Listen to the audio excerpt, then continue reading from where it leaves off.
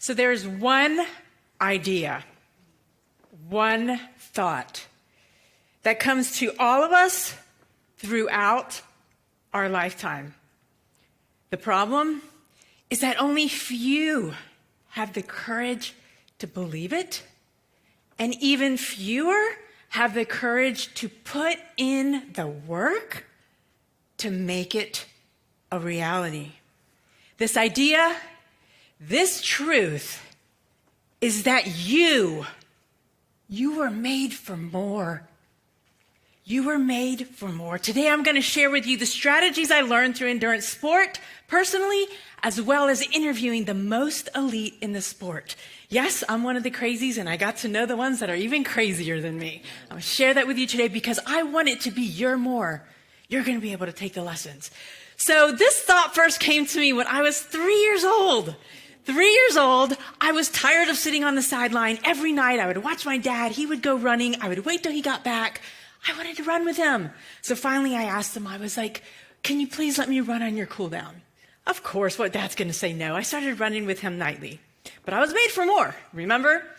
Soon, I asked him, told him, I want to run a race. I was 3, so I thought a 5K, 3.1 made sense to me, right? 3 miles. And there's an incredible race in the Tampa Bay area called the Gasparilla Distance Classic. It still happens to this day. It has various distances. And I asked him if I could do that. It has pirates and all this stuff, so, for a kid, that was exciting. He probably thought he was going to carry me halfway, but he said yes. Well, I showed up that day as a 3-year-old, ran the 5K without stopping. It was a magical day. Year goes by. I'm made for more, remember? I remember standing outside the living room door as my parents were sitting in there. I mustered up the courage, walked in, puffed out my chest, and declared to them I wasn't a baby anymore. I was 4. I wanted to run the 15K, the 9.3 miles. How many runners do I have in the room? 9.3, that's legit. That's a legit distance. And for a 4-year-old? Well, of course, my parents, their face dropped. My mom had terror on her face. But here's what I appreciate about my parents. Big lesson to parents. They didn't shut down my big goal. They didn't shut me down. They set up a series of tests. And they said, if you can pass these tests, we'll allow you to chase your big dream. Big lesson for parents. Well, I passed the test to my mom's terror. And I showed up and I ran the 15K. That's actually Greta Waits. She's a world-renowned marathon runner. And that day, as you see, my dad and I, media was there. It was a huge deal in the Tampa Bay area. We were the last 2 people, 2 hours and 30 minutes. I actually feel sorry for my dad. He's the one that had the shimmy step. But without stopping, 2 hours, 33 minutes. As 4 years old, I finished the 15K. It was a big deal. But here's the thing. Is it impressive that a 4-year-old had the energy to run 9.3 miles? How many of you have little kids? Their energy is boundless. That's not impressive at all.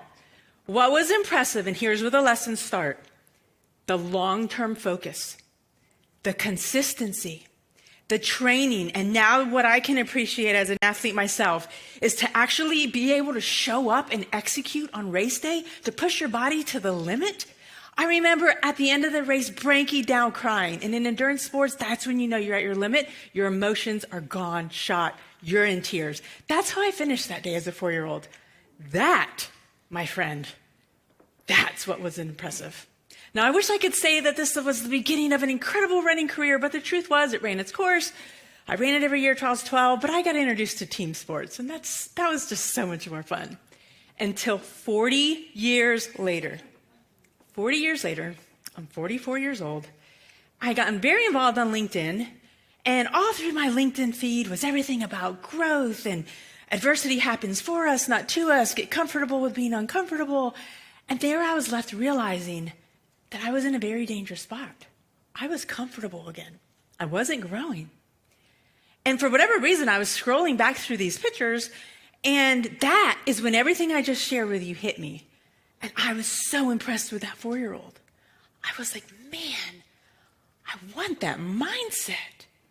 And so that was the answer. I decided to share with my LinkedIn the journey of me chasing growth through physical challenge. And I had never pushed myself to that extent since that day, so I decided to sign up for my first marathon. My motto to this day is, if you're going to suffer, let's suffer in paradise, right? So I signed up for a marathon in Hawaii. And Hawaii, I thought downhill would be easier, but if you know anything about running, if you don't have a strategy, if you don't know what you're doing, you're going to be shot by about mile 10, and that's exactly what happened. Everything seized up. And the next 16.2 miles, I learned some very key lessons that I want you to write down and listen to today. Number one, when you are in pain, suffering, discouragement, what you need is hope to keep going.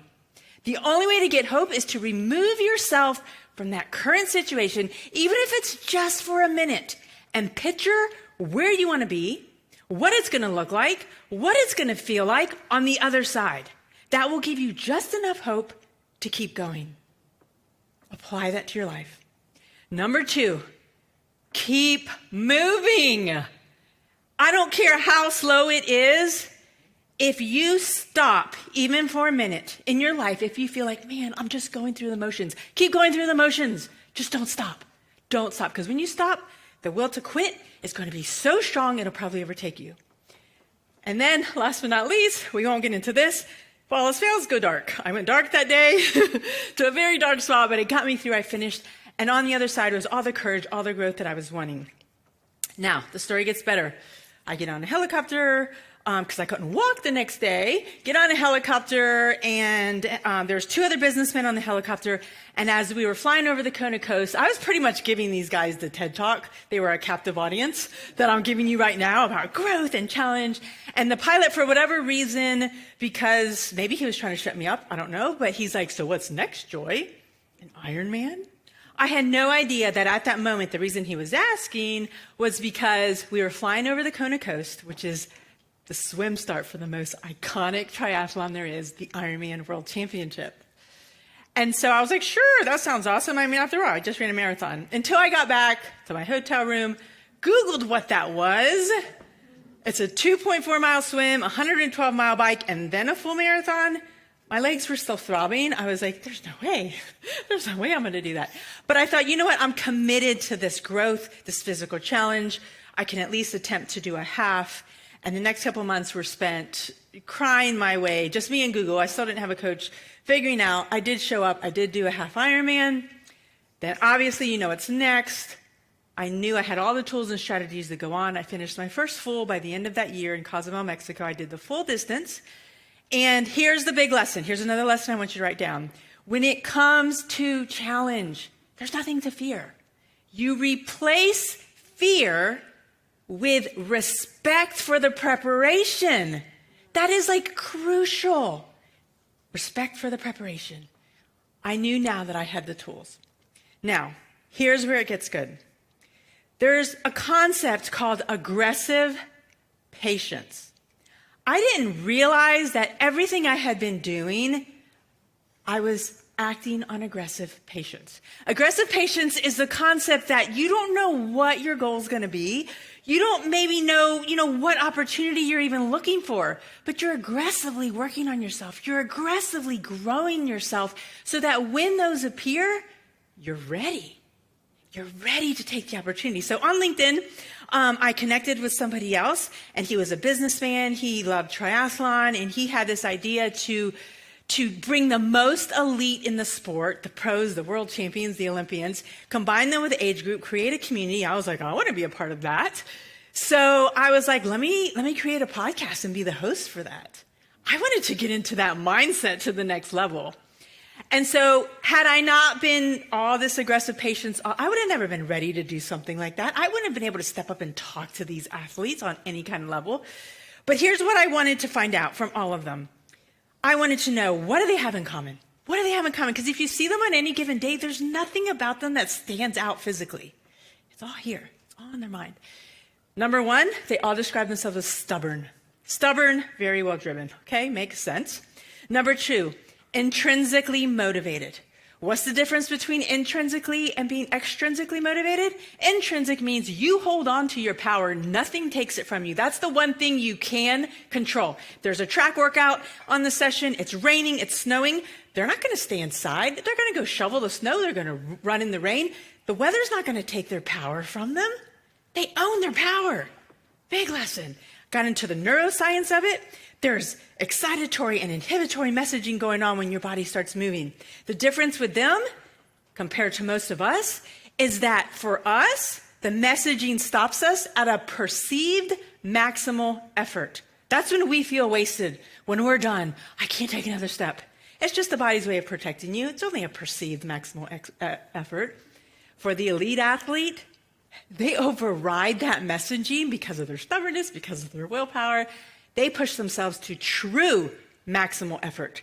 That's why you'll see them passing out at the end and totally delirious. I've had many a pro that I walked from the finish to the end. The next day, there's pictures on social media, and they're like, Joy, I don't even remember seeing you. They're totally delusional. That's how far they push their body. So many things. And then here's an example. How does this apply to me? How does this apply to business? Well, here's a Harvard Business Review talking about comparing it to businessmen.